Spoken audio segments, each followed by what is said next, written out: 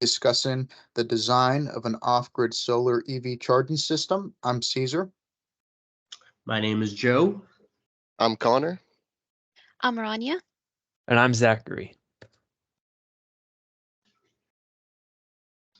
This is a table of contents of our presentation. We'll be discussing the introduction, motivation and objectives, background, methodology, results and discussion, the conclusion and recommendations, and our reference slides. So a brief overview, the conversion of sunlight to usable electrical energy has become a popular commodity in the past decade. An increase in the use of renewable energy for electric vehicles, or also known as EVs, is partly due to an improvement of efficiency in the capturing and delivery of energy. The feasibility to own or have access to solar panels has become readily available for smaller applications. The motivation for this project is with the increase of petrol cost and the need to minimize our carbon footprint, research and development into sustainable energy systems has become a key focus within the past decade. The aim of this project is to scale and design a solar PV system in the Houston area for a standalone personal Tesla charging station.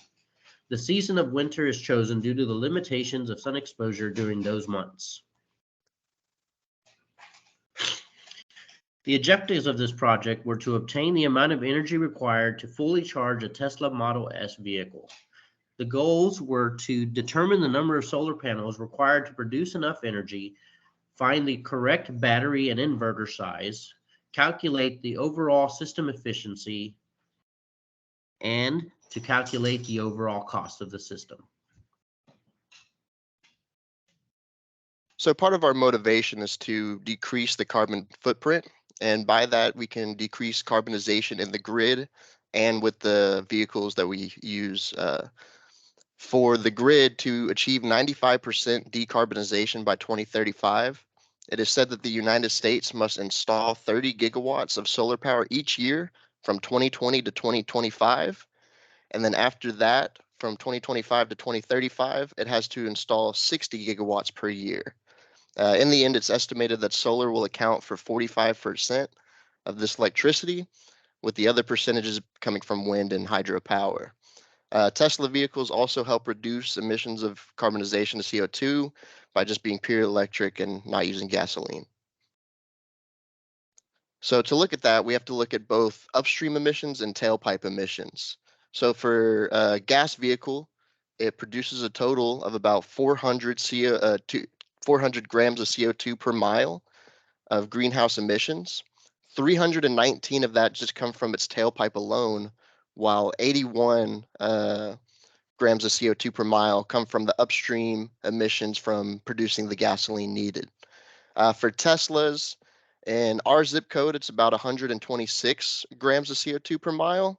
And this is mostly, this is all due to charging of the grid, which uses CO2 emissions. So if we're able to create a standalone solar charging system, we can make these greenhouse emissions go to zero. The difference between that currently for electric vehicles is a 31% reduction, but with our solar PV charging system, we can bring that to 100% reduction. So a little bit of background on electric cars in the United States. Currently, California has the greatest number of electric vehicles, with 30% of the vehicles nationwide, near a little bit above 900,000 registered vehicles in that state.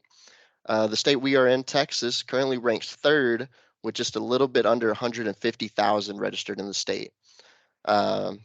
All new cars sold, about 14% of them were electric in 2022, and that's increasing every year. The year before that, it was up 9%, and 2020, compared to that, it was up 5%. So electric cars are growing. So a little bit of background on what charging stations are currently available. Tesla charging stations, their most current one, the V3 supercharger, can deliver up to 1 megawatt of power. It can support peak rates up to 250 kilowatts per vehicle. These chargers can support up to 4 vehicles at a time.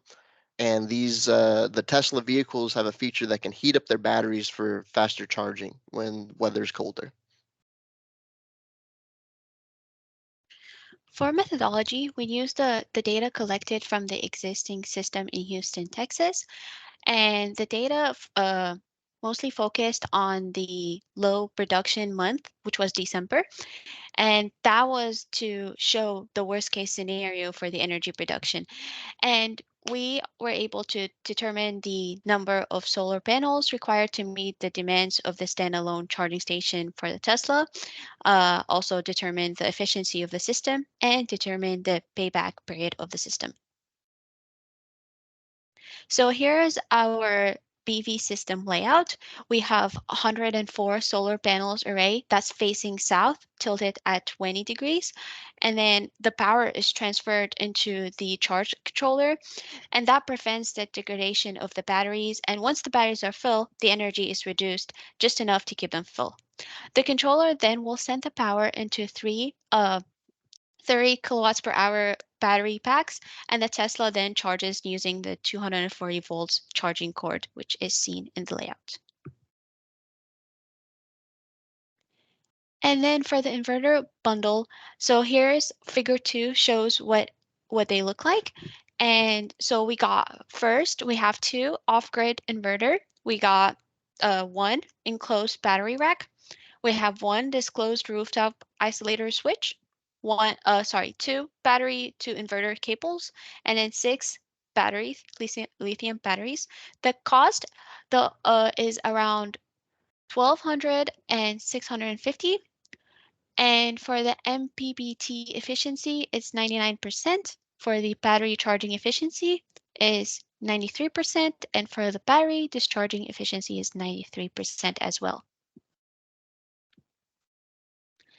For our batteries, so overall we have our lithium battery kit, and then we have our batteries are set up in parallel, and then we need 4 units to hold up the total 102 kilowatts per hour produced, and we need 3 additional units. One is going to be purchased with the inverter bundle, and then also the cost is $28,000 and $500 in battery fees to store everything. As stated previously, we based our system off an existing system already set up in the Houston, Texas area. The existing system is hooked up to a website which tracks multiple values, including production. Shown below is the data for December 2022, which had an overall production of 3.17 megawatt hours for an average of 102 kilowatt hours per day. To fully charge an electric Model S, we need 100 kilowatt hours for 400 miles of range. The data shown on the previous slide was then broken down to find the production per panel, and this was used to size our new panel. We came up with two scenarios. One, which is the worst case scenario, in which all 100 kilowatt hours of battery is drained from the Tesla. The other scenario is the average daily consumption for a driver in Houston, which is 50 miles. From this, we then based our system. For the worst case scenario, we would need 102 panels, but for the average, we would need 13. For this report in this presentation, we are going off of the worst case scenario. From this worst case scenario, we then found further information regarding the cost. The initial cost for everything involved would be $140,000, and then the annual preventative and predictive maintenance costs would be about $6,000 for the entire 20-year period.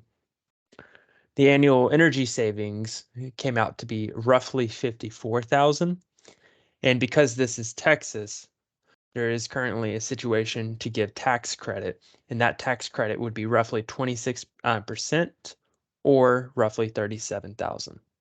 All of this leads to a EUAC of negative $56,000, The levelized cost is 10 cents per kilowatt hour, which results in the total payback period being 13 years.